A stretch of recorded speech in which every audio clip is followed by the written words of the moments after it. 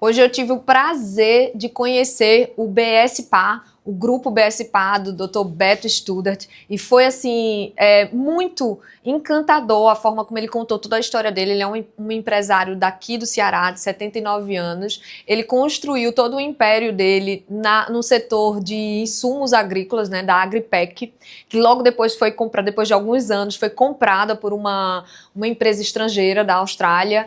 O que mais me impactou da história do Dr. Beto Studart foi que, e é uma coisa que eu comento muito, assim, quando eu vou falar sobre empreendedorismo, a questão da resiliência. Quando a gente imagina uma pessoa que chegou no topo, a gente imagina que essa pessoa chegou no topo porque ela pegou um caminho favorável, ela surfou numa onda de mercado, ou ela cresceu com base no valor das commodities. E não, gente. Quem chegou no topo hoje está no topo porque enfrentou enfrentou várias crises. E foram nessas crises, nessas situações adversas que eles cresceram. E Dr. Beto, ele passou muito por diversas crises. Ele falou da época que Sarney assumiu, que a inflação do Brasil era de 80% ano. Hoje a gente reclama com a inflação oficial de 5%. Mas ele viveu um cenário de inflação, viveu um cenário de overnight, viveu o cenário do plano Collor, que bloqueou as poupanças.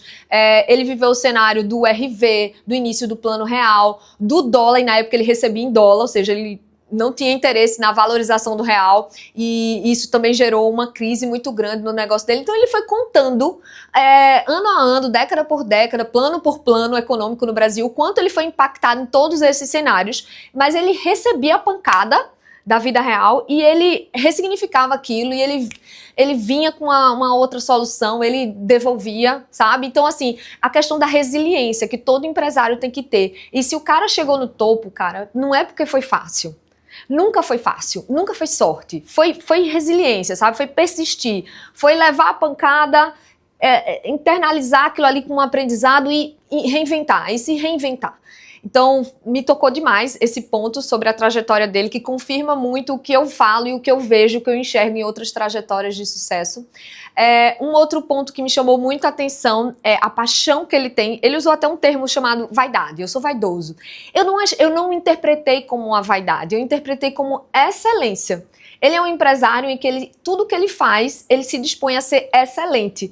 Ele tem aquela coisa de amar o desafio, que é uma característica também muito comum das pessoas que estão no sucesso, né?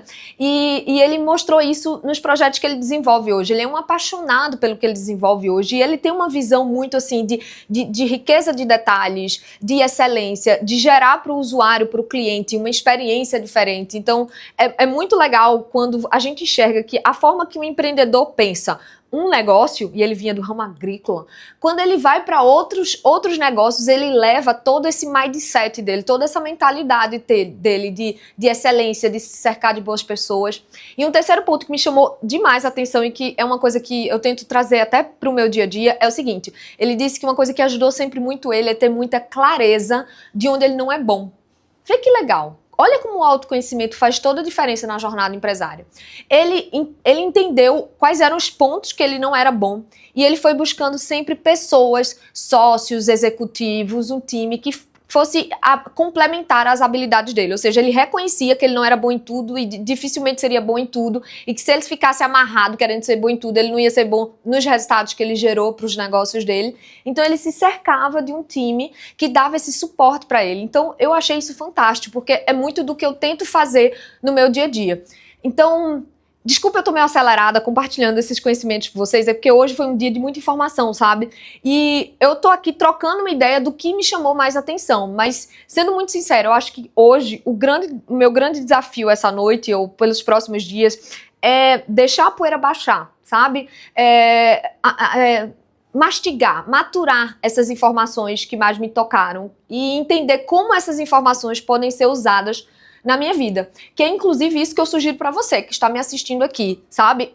Conteúdo por conteúdo, gente, tem muito conteúdo por aí fora.